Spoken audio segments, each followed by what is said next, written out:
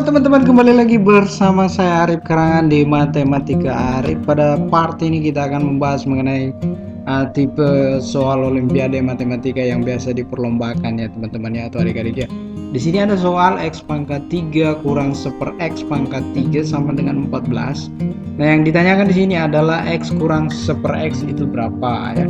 Tapi sebelum lanjut ke pembahasan materi teman-teman, jangan lupa subscribe dan like channel YouTube ini ya, karena subscribe dan like dari teman-teman itu sangat membantu untuk pengembangan channel ini dan membuat saya lagi untuk lebih bersemangat lagi ya untuk membuat konten-konten berkaitan dengan matematika. Oke teman-teman, kita lanjut ke pembahasannya. Nah, soalnya itu begini teman-teman. Ini tadi sudah ada di depannya teman-teman. X pangkat 3 kurang 1 X pangkat 3 sama dengan 14. Yang ditanyakan ini X kurang 1 X.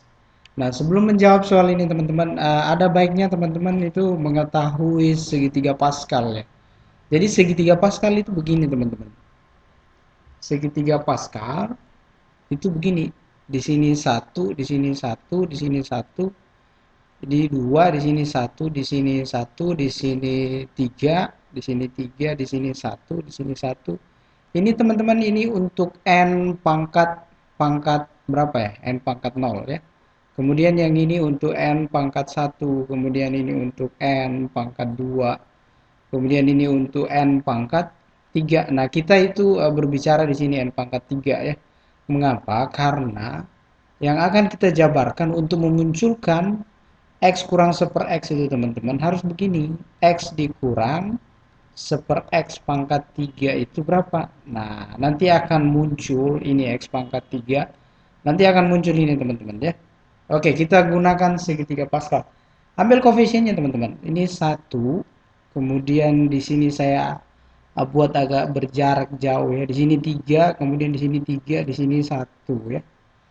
Oke, kenapa sebenarnya kita menggunakan segitiga Pascal teman-teman atau adik-adik ini untuk membuat kita kalau ini di pangkat 3 kan teman-teman dikali pelangi itu akan membuat anda mengerjakannya, kemungkinan besar kesalahan yang Anda buat dalam menjabarkan itu lebih banyak dibanding segitiga Pascal.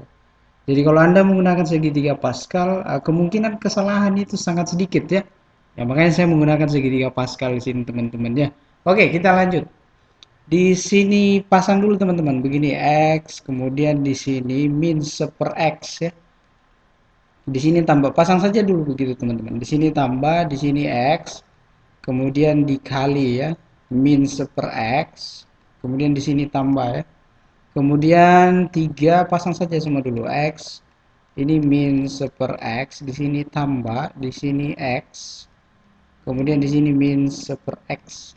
Nah di sini teman-teman cara meletakkan pangkatnya itu kita mulai dari sini teman-teman. Di sini 3, ini lebih gampang ya teman-teman kalau kita buat seperti ini. Di sini 3, di sini 2, di sini 1, di sini 0. Nah, kemudian di sini 0 teman-teman. Ini selalu harus jumlahnya 3 kalau kita jumlahkan ya. Ini ditambah selalu 3 sama dengan 3 ya. Ini juga berarti 2 di sini adalah di sini berarti 1, di sini 2, berarti di sini 3. Nah, begitu cara menjabarkannya teman-teman. Nah, kalau Anda kali pelangi, saya ulangi lagi, kemungkinan besar kesalahan Anda itu banyak. Jadi segitiga Pascal ini membuat kita tidak terlalu banyak bekerja dan memperkecil kesalahannya. Jadi ini X pangkat 3 ya, X pangkat 3 teman-teman ya, kali 1 ya, X pangkat 3. Ini kali 0 kali 1.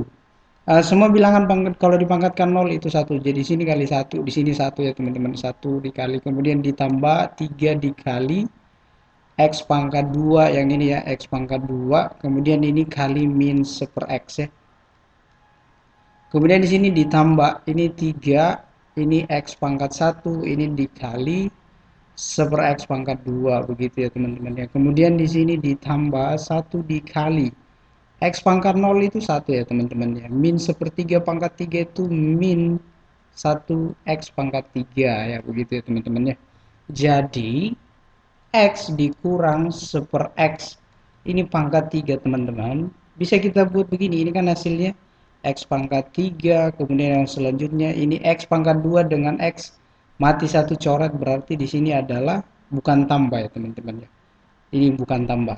Ini kurang, ini salah di sini ya teman-teman. Saya buat seperti ini. Harusnya di sini adalah 3x saja ya, 3x.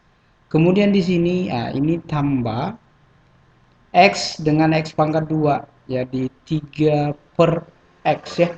Kemudian di sini min 1 per x pangkat 3 ya. Inilah bentuk sederhananya ya teman-teman. Tapi kita masih mau buat dia dalam bentuk paling sederhana lagi ya. Kalau bisa dibuat sederhana, dibuat sesederhana mungkin teman-teman. Di sini sudah muncul x pangkat 3 ini ya. Ini sudah mulai muncul teman-teman. Jadi di sini ya. Jadi ini bisa saya buat begini teman-teman. Jadi x atau di sini saya tulis sudah ya teman-teman. Saya tulis di sini. Jadi saya tulis ulang supaya lebih jelasnya mungkin saya tulis ulang lagi ya teman-teman. X dikurang 1 per x pangkat 3 ini sama dengan kita balik ke atas x pangkat 3 kurang 3x, x pangkat 3 kurang 3x, kemudian tambah 3 per x, tambah 3 per x, kemudian 1 per x pangkat 3. Di sini kurang ya, kurang 1 per x pangkat 3. Maksud saya ini teman-teman, x dikurang 1 per x pangkat 3. Nah ini teman-teman bisa kita dekatkan x pangkat 3 dengan min 1 per x pangkat 3, x pangkat 3 dengan 1 per x pangkat 3. Nah ini teman-teman sudah muncul ini ya. Nah itu sebenarnya tujuan kita tadi memunculkan itu. Kemudian min 3x tambah 3 per x ini bisa kita buat begini teman-teman. Ini min 3 dalam kurung x. Di sini harus kurang 1 per x ya. Ya kalau dikalikan masuk ini juga jawabannya teman-teman. Jadi selanjutnya, oke, kita tulis di sini x dikurang 1 per x pangkat 3, kemudian min 3 x kurang 1 per x, harusnya di sini bukan sama dengan. Di sini harusnya tambah ya, 3 x kurang 1 per x, ini sama dengan, ini x pangkat 3-nya kurang 1 per x pangkat 3 di sebelah sini ya. Oke, jadi ini teman-teman untuk membuat ini lebih sederhana lagi ya, saya misalkan ya teman-teman ya, saya misalkan supaya lebih sederhana ya kelihatannya, saya misalkan A itu sama dengan x kurang 1 per x ya, jadi ini bisa kita buat, nah ini pemisalannya teman-teman ya, jadi bisa kita buat begini, A pangkat 3 ditambah ini 3A, ini 3A dikurang, nah x pangkat 3 kurang 1 per x pangkat 3 itu adalah 14 begitu teman-teman. Jadi ini A pangkat 3 ditambah 3A, ini 14 nya nyebrang jadi min 14, ini sama dengan 0. Nah bagaimana untuk mencari akar-akarnya ini teman-teman, ini sebenarnya tidak ada cara lain ya, harus Anda coba-coba. Nah kalau saya lihat di sini yang bisa memenuhi adalah A sama dengan 2. Nah ini bisa A sama dengan 2 teman-teman, mau lihat buktinya? Oke kita lihat. Karena 2 pangkat 3 ditambah 3 dikali 2 dikurang 14. Ini kan 8 ditambah 6 kurang 14. Ini sama dengan 0 teman-teman. Berarti betul ya. Harus sama dengan 0. Jadi salah satu faktor linearnya, ini faktor linear ya.